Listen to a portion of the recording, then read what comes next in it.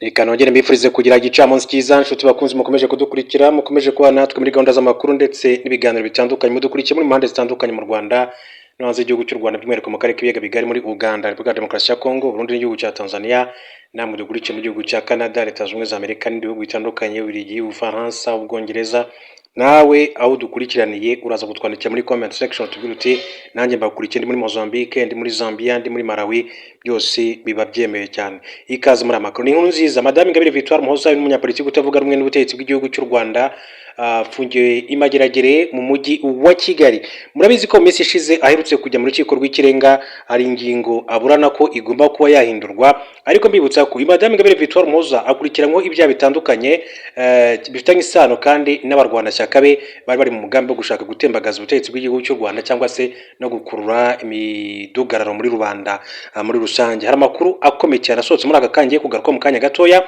Hari itangazo rikomeye cyane maze gusorwa na leta y'u Rwanda. Hari n'andi makuru kandi avuga ku ngabo z'igihugu cy'u Rwanda RDF, igisirikare cy'u Rwanda kiri muri Mozambique, hamwe n'andi makuru yo ku Rwanda mpuzamahanga.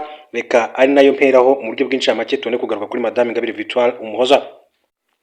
Babwire ko Israel yagabye ibitero mu mijyi igera kuri 3 ya Iran icyarimwe. Ingabo za Israel zatangaje ko zatangiye kugaba ibitero bigamije kwangiza ibikorwa remezo mu mijyi ya Tehran, Shiraz ndetse na Tabriz yo muri Iran.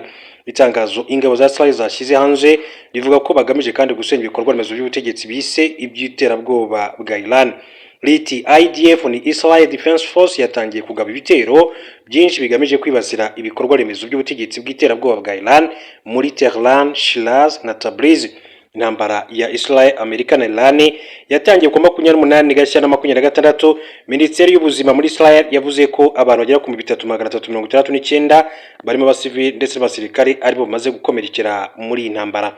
Ni mu gihe Bahrain yo yavuze ko imaze gushwanyaguza ibisasu bya misiri 29 na drone 215 kuva intambara yatangira mu burasirazuba bwo hagati.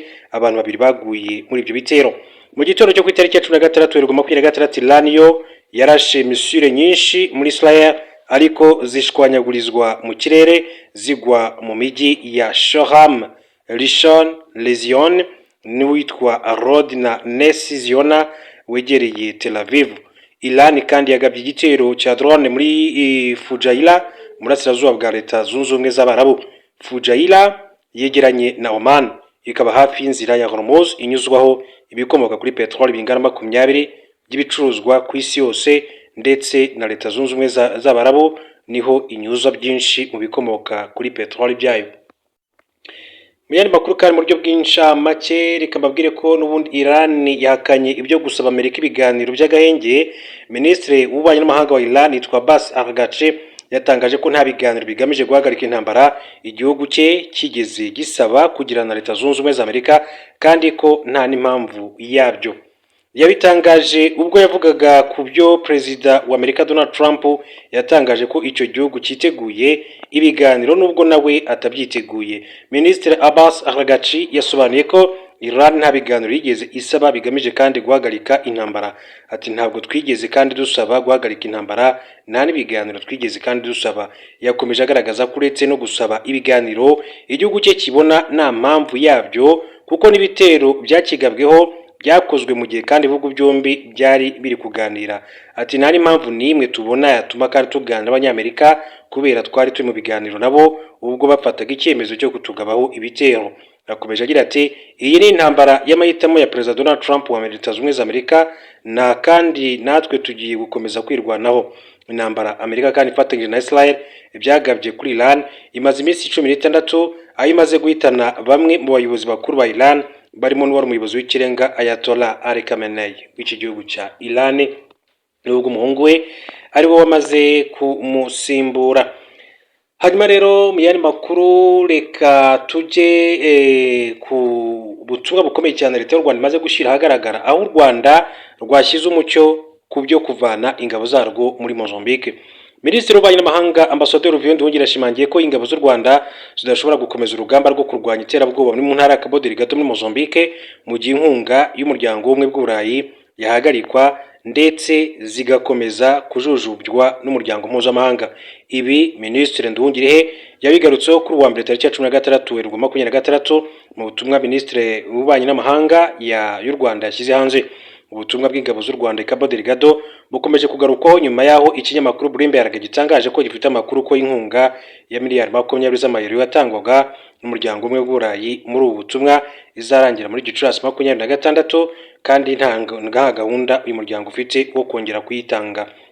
Nyuma y'aya makuru, umuvugizi wa guverinoma y'u Rwanda Yolande Macron na Minisitiri Nduhungirehe bagaragaje ko ibyo u Rwanda rutanga muri ubu butumwa rurimo ari byinshi kandi ko rwiteguye kubuhagarika mu gihe ingabo zarwo zakomeza rero kudahabwa agaciro cyangwa se iyi nkunga ya European Union igahagarara. Mu butumwa Minisiteri y'Ububanyi n'Amahanga yashyize hanze kuri uyu wa mbere, Minisitiri Nduhungirehe yatangaje ko u Rwanda rutarafata icyemezo simusiga cyo guhagarika ubu butumwa, ashimangira ko icyakozwe ari ukwibutsa.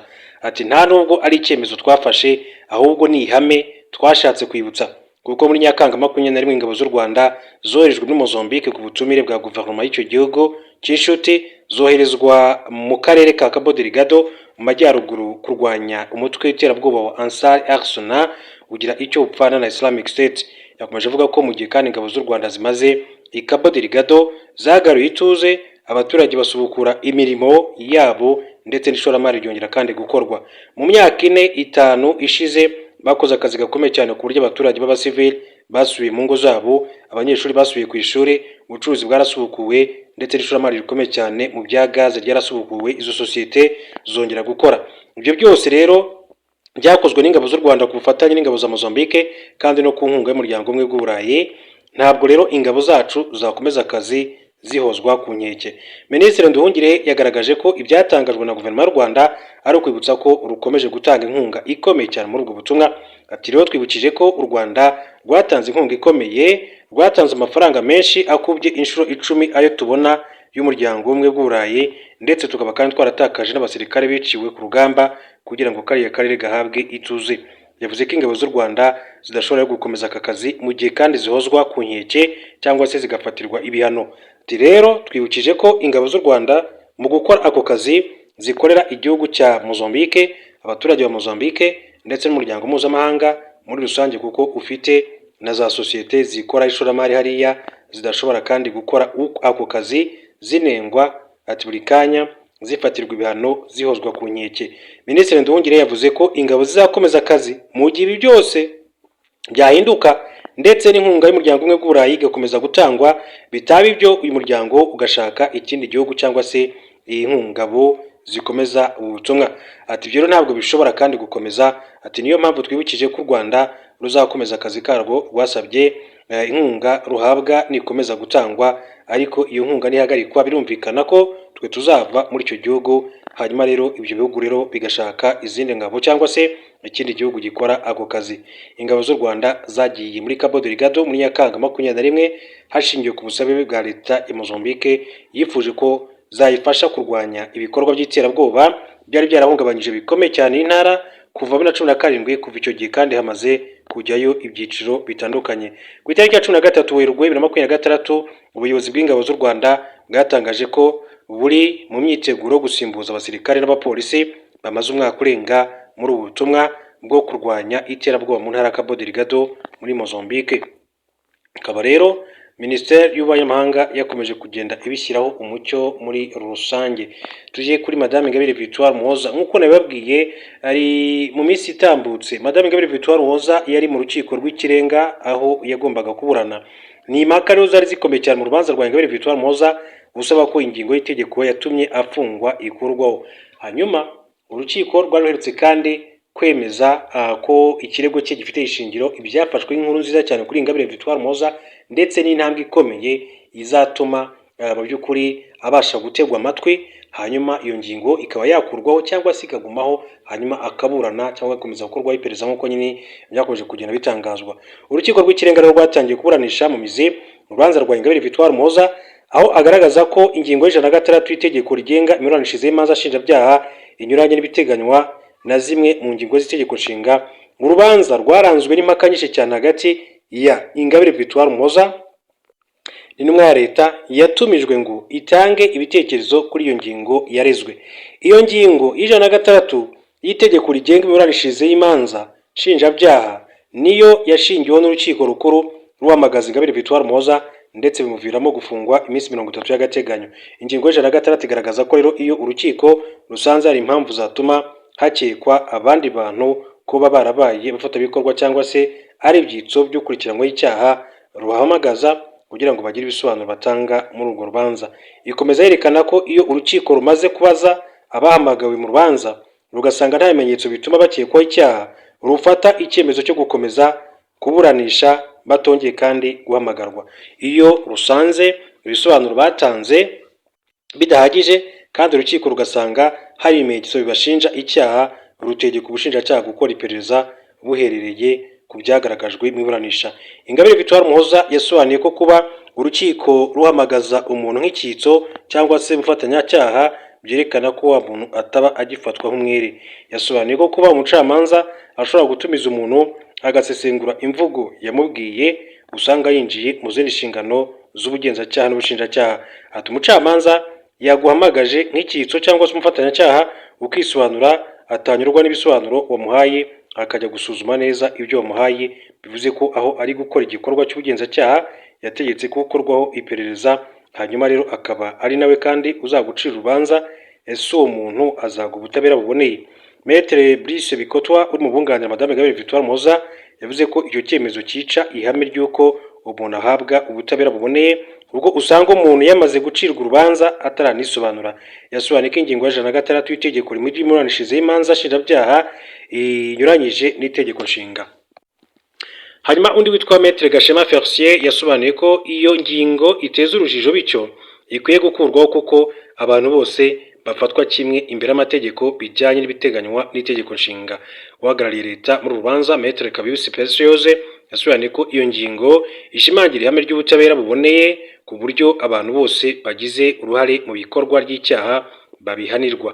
Hanyuma yibukije ko mu manza nshinjabyaha umucamanza aba ashobora kwishakira ibimenyetso no mu gihe kandi bagombaga kandi kubimushyikiriza batabitanze, ariko ko ategeka ubushinjacyaha gukora iperereza kuko arirwo rwego rubifite mu nshingano. Yashimangiye ko kuba rero itegeko rivuga ko urukiko rutegeka ubushinjacyaha gukora iperereza nta kibazo kirimo kuko rufite inshingano yo gushaka ibimenyetso bishinja cyangwa se bishinjura. Yavuze ko ubushinjacyaha bugaragaje ibimenyetso bishinjura uwahamagajwe n'urukiko atahanwa kandi bigaragara ko nta ruhare yagize mu ikorwa ry'icyaha. Impaka rero kwikurwaho ry'ingingo Ingabire Victoire Umuhoza yatanze ikirego agaragaza ko ingingo y'106 yerekeye imiburanishirize y'imanza nshinjabyaha itandukanye ibiteganywa n'itegeko nshinga mu ngingo zirimo iya 29 agace ka B 61 n'izindi, asaba ko yakurwaho. Ingabire Victoire Umuhoza yasobanuye ko kuba urukiko rwarategetse ko akorwaho iperereza aribyo byatumye afungwa kandi ko byari inshingano z'ubushinjacyaha bityo habayeho kwivanga mu rukiko. Hanyuma yavuze ko ihame ry'uko inzego z'ubutabera zigomba kwigenga ritaba ryubahirijwe kuko umucamanza adakwiriye kuba mugenzacyaha n'umushinjacyaha. Yasobanuye ko umucamanza afite ubwinyagamburiro bwo gushaka ibimenyetso bitatanzwe n'ubushinjacyaha bityo ko adakwiye kandi gukoresha iyo ngingo y'106. Yabwiye urukiko rw'ikirenga ko bikwiye guca umuco wo kudahana ariko hadahonyorwa itegeko nshinga, agasaba ko ingingo y'106 itegeko rigenga imiburanishirize y'imanza nshinjabyaha yavanwaho. Yanavuze ko itegeko nshinga risobanura ko inzego z'ubutabera zuzuzanya ariko ko gukoresha ijambo gutegeka biba bisobanuye ko nta kuzuzanya birimo ahubwo urwego rumwe rutegeka urundi kandi umushinjacyaha ataba gifite ubwinyagamburiro. Ati mu bushishozi bwanyu mwazategeka ko iyo ngingo y'106 ikurwaho. Abanyamategeko bamwunganira nabo kandi bagaragaje ko iyo ngingo ivuyeho byatanga umurongo uhamye w'ubutabera kuko kugumaho kwayo bitanga icyuho aho urwego runaka rw'ubutegetsi rwaba kandi rusumba urundi kandi zigomba kuzuzanya. Maître Gashema Felicien yasobanuye ko umucamanza afite ububasha bwo gushaka ibimenyetso bitatanzwe n'ubushinjacyaha bityo ko atakwitwaza ko nta tegeko rihari mu gihe iyo ngingo yaba ivuyeho. Yasobanuye ko bidakwiye ko urukiko rutegeka ubushinjacyaha gukora iperereza kandi ari inzego ebyiri zikwiye kandi kuba zigenga. Yerekanye ko itegeko riha ububasha Minisitiri w'Ubutabera gutegeka umushinjacyaha mukuru gukora iperereza cyangwa se kurihagarika, bityo ko iyo y'106 yambura ububasha Minisitiri w'Ubutabera Maître Brice Bikotwa na Gatera Gashabana nabo bashimangiye ko iyo ngingo yakorwaho kuko bigaragara ko inyuranyije n'itegeko nshinga. Leta yo igaragaza ko buri rwego rwigenga ariko ko iyo ngingo yifashishwa mu gihe byagaragara ko hari urwego rutubahirije inshingano zarwo cyangwa se rwirengagije nkana kuzuzanya. Maître Kabibi Speciose yasobanuye kandi ko iyo ngingo iha uburenganzira umucamanza iyo hari ibimenyetso bifatika bituma hari umuntu ukekwaho icyaha. Ati umucamanza ntabwo rero yabibona ngo ahumirize ngo nuko bitazanywe n'ubushinjacyaha nubwo bitaragaragaye muri cya gihe cy'iperereza urukiko ruhumirije byaba ari ubutabera bunoze. Yasobanuye ko kuba rero urukiko nk'igicumbi cy'ubutabera rwategeka ubushinjacyaha gukora iperereza nta kibazo kirimo kandi ko atari ukwivanga mu nshingano ahubwo ari ukwibutsa mu gihe kandi ubona ko hari ibitakozwe uko bikwiye. Yaribukije ko gukora iperereza kandi bitavuze gukurikirana icyaha kuko umushinjacyaha butegetswe gushaka ibimenyetso bishinja n'ibishinjura.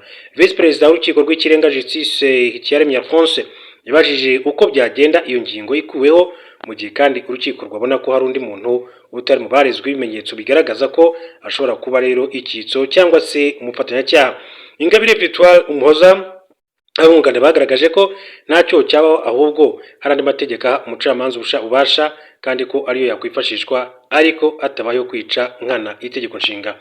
Nyuma y'impaka ndende perezida w'urukiko rw'ikirenga Donatille Mukantaganzwa akaba rero yarapfundikiye iburanisha atangaza ko icyemezo cy'urukiko kiguma kuzasomwa ku 27 Werurwe 2026 saa 4 za mu gitondo. Ngibyo rero benshi bati nyamara Ingabire Victoire Umuhoza ashobora kuba agiye kuzabona ubutabera, ariko n'ubundi niko bigenda kuko ubutabera bwo mu Rwanda burigenga kandi ikindi niyo habayemo kwibeshya ibyo byose bikagenda bimenyekana inkiko z'u Rwanda zirakorana ku buryo umuntu adashobora kuba yahabwa ubutabera butanoze.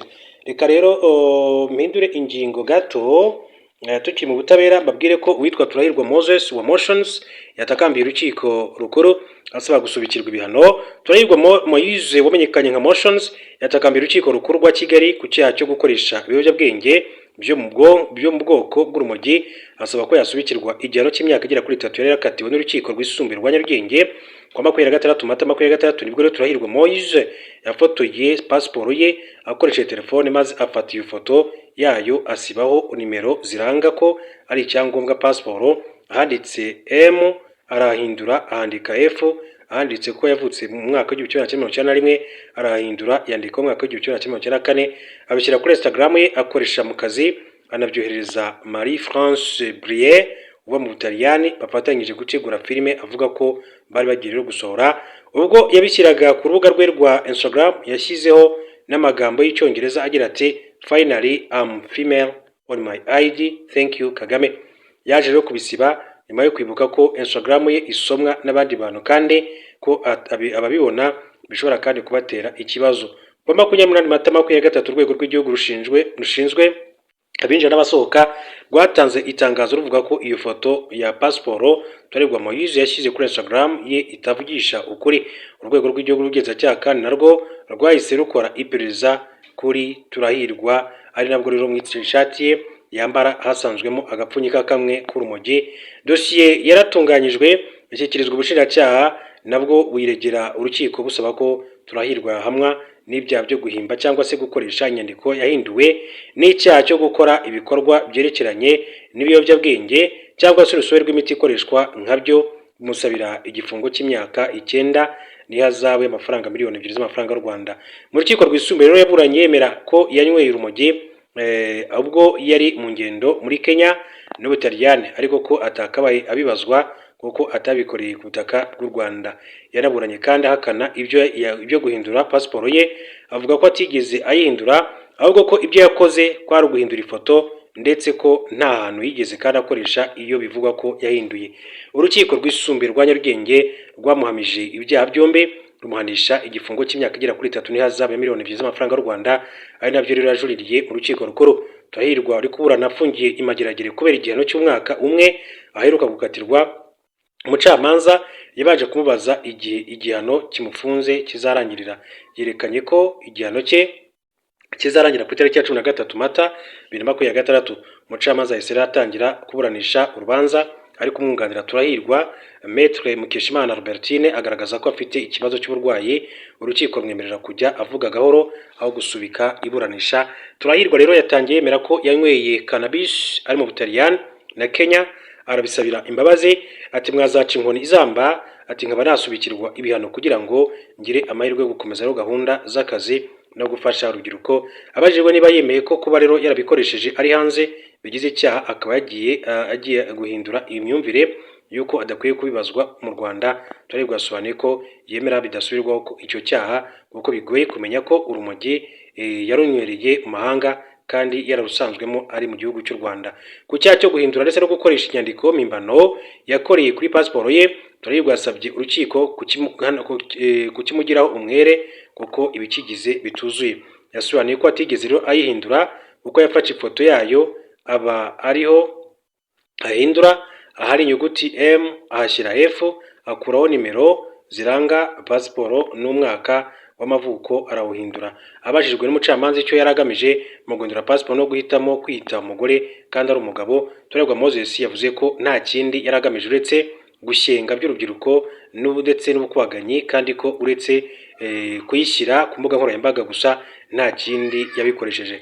Umucamanza yongeye kandi kumubaza impamvu yahisemo gushimira umukuru w'igihugu kuri ubwo butumwa, asobanura ko ntacyo yari agamije ahubwo ari kimwe mu bikorwa yakoze ahubutse kubera gukoresha ibiyobyabwenge, ariko ko abisabira imbabazi. Yasabye urukiko guha agaciro ugutakamba kwe ku cyaha cyo gukoresha ibiyobyabwenge agasubikirwa ibihano, ariko ku cy'inyandiko mpimbano akagirwa umwere kuko ntawe yakoreshejwe. Maître Mukeshimana Albertine umwunganira nawe yamuze mu buryo umukiriya we, anagaragaza ko mu gihe asubikirwa Turahirwa yiteguye kandi guhita ajyanwa mu kigo gifasha ababaswe n'ibiyobyabwenge Rehabilitation Center ngo afashwe. Ubushinjacyaha kandi bwo bwashimangiye ko urubanza rujuririrwa rudakwiye kandi guhinduka. Ubuhagarariye yasobanuye ko Turahirwa adakwiye kandi gusubikirwa kuko no mu gihe yari agikurikiranywe gukoresha urumogi yongeye kandi kubifatirwamo ari nacyo cyaha kandi kimufunze. Yavuze ko kuba rero Turahirwa yarahinduye inyandiko y'umwimerere bigize icyaha. Yemeje ko kutabimuhamya bishobora kuba icyuho ku bandi bakaba kandi bakoresha uko babonye urwandiko rw'inzira kandi rutangwa n'urwego rwa leta rushinzwe abinjira n'abasohoka. Urubanza ruzasomwa ku itariki 30 Werurwe ku kwezi 2023 saa 10, mu gihe urukiko kandi rwamuhamya ibyo byaha rukagira ikindi gihano rumuhanisha kidasubitse. Byaba bisobanuye ko nyuma yo kurangiza igihano cy'umwaka umwe ku itariki ya 13 Mata 2026 yazakomerezaho icyo gihano yaba yahanishijwe n'urukiko rw'ikirenga. Reka mbashimire mbifuriza